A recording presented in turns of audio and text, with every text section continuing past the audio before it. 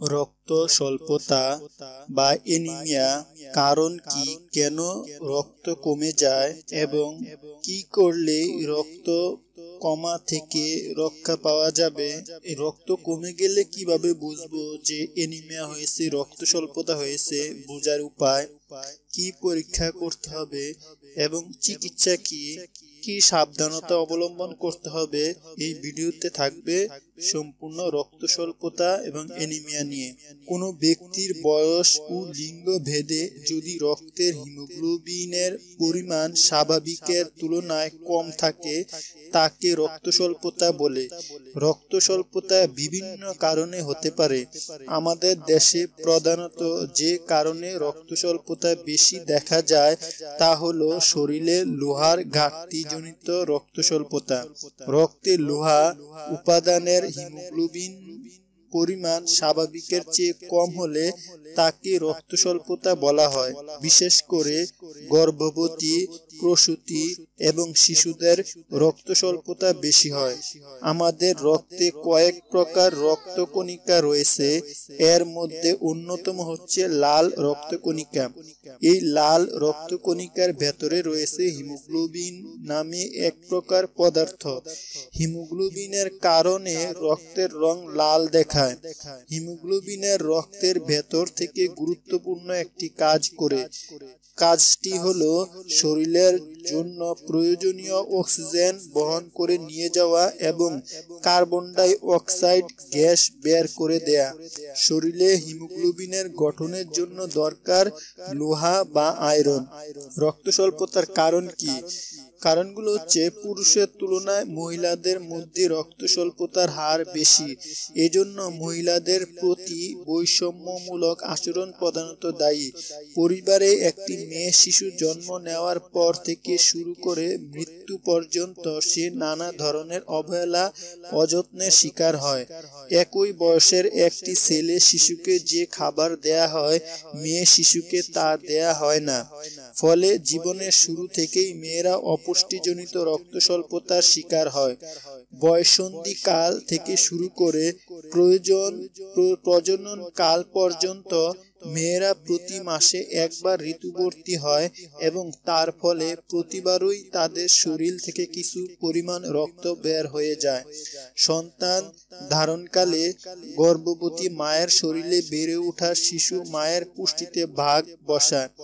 মাকে এ সময় বাড়তি খাবার দেয়া একান্ত প্রয়োজন, কিন্তু দুঃখজনক হলেও সত্য, অধিকাংশ মাই গর্ভাবস্থায় বাড়তি খাবার পান না। ফলে মা যেমন রক্ত স্বল্পতায় ভুগেন, পাশাপাশি গর্ভস্থ শিশু অপুষ্টির শিকার হয়ে পড়ে।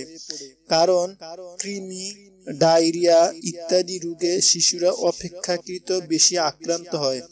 এছাড়া যা থেকে তাদের রক্ত স্বল্পতা দেখা দেয়, হঠাৎ প্রচুর রক্তক্ষরণ হলে, বক্রকৃমির সংক্রমণ হলে, পেপটিক আলসার থেকে রক্তক্ষরণ হলে, পায়খানার সাথে রক্ত গেলে, মাসিকের সময় বেশি রক্ত যাওয়া, খাদ্যে লৌহের ঘাটতিও রক্ত স্বল্পতার কারণ হিসেবে দেখা দিতে পারে। মাছ, মাংস খেতে না পারা অথবা লৌহযুক্ত ফল ও শাকসবজি কম খাওয়া, বাড়ন্ত শিশু ও গর্ভবতী মায়ের অধিক চাহিদার সাথে সঙ্গতি রেখে পুষ্টিকর খাবার, মাছ, মাংস, শাকসবজি খেতে না পারা। লক্ষণ ও উপসর্গ। কিভাবে বুঝবো যে অ্যানিমিয়া রক্ত স্বল্পতা হয়েছে? শরীর, বিশেষ করে মুখ ও চোখ ফ্যাকাশে হয়ে যায়। চোখের নিচের পাতার ভেতরের দিকটা সাদা হয়ে যায়। একজন সুস্থ স্বাভাবিক মানুষের চোখের নিচের পাতা ভালোভাবে লক্ষ্য করলে রক্ত স্বল্পতার রোগীর সাথে পার্থক্য বুঝতে পারবেন। রক্ত স্বল্পতা যত বেশি হবে, চোখের নিচের পাতার ভেতরের দিকের রং তত ফ্যাকাশে এবং সাদা হয়ে যাবে। দুর্বলতা, মাথা ব্যথা, মাথা ঘোরা, চোখে অন্ধকার দেখা, অল্প পরিশ্রমে হাঁপিয়ে ওঠা, বুক ধড়ফড় করা, মাথা ঝিমঝিম করা, মেজাজ খিটখিটে হওয়া, অল্পে মনোযোগ নষ্ট হওয়া, কাজকর্মে অনীহা, অনিদ্রা হতে ইত্যাদি হতে পারে। জিহ্বা ও ঠোঁট মসৃণ ও সাদাতে হয়ে যাওয়া, মুখের কোনা ও জিহ্বায় ঘা হওয়া, নখে ভঙ্গুরতা বা চামচের মতো গর্ত হওয়া, অরুচি, বমি ভাব ও হজমে ব্যাঘাত ঘটতে পারে। হিমোগ্লোবিনের পরিমাণ কমে যাওয়ায় শরীরের প্রয়োজনীয় অক্সিজেন সরবরাহ কমে যায়, ফলে শ্বাসকষ্ট হতে পারে। রোগ প্রতিরোধক ক্ষমতা কমে যাওয়ায় সহজে রোগাক্রান্ত হয় এবং রোগ থেকে সুস্থ হতে অনেক সময় লাগে। মারাত্মক অবস্থায় হাত ও পায়ে পানি আসতে পারে। এবার বলবো ল্যাব পরীক্ষা কি কি করা যায়, কি পরীক্ষা করলে বুঝতে পারবো রক্ত কম শরীরের মধ্যে। হিমোগ্লোবিন কমে যাওয়ার সাথে নিম্নোক্ত পরীক্ষাগুলো দেখা যায়। আরবিসি কাউন্ট কমে যায়। আরবিসি পরীক্ষা করলে চিকিৎসা হচ্ছে আমিষযুক্ত খাবার বেশি বেশি খেতে হবে, মাছ, মাংস, ডিম খেতে হবে।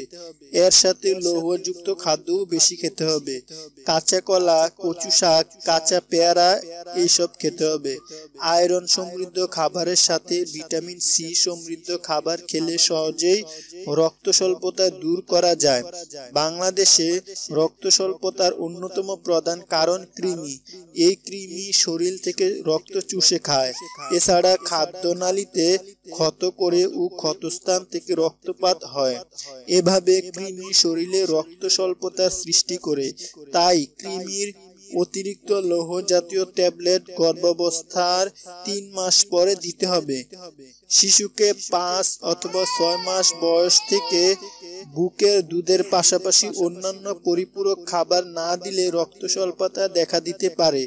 যদি হিমোগ্লোবিন 40 থেকে 60% হয় তাহলে মুখে লৌহের ট্যাবলেট বা সিরাপ 200 মিলিগ্রাম প্রতি ট্যাবলেট অথবা চামচ 200 মিলিগ্রাম দিনে 3 বার খাওয়ার পর কয়েক মাস খেতে হবে। শিশুকে 15 থেকে 30 মিলিগ্রাম প্রতি কেজি ওজনের জন্য 3 বার খাওয়ার পর দিতে হবে।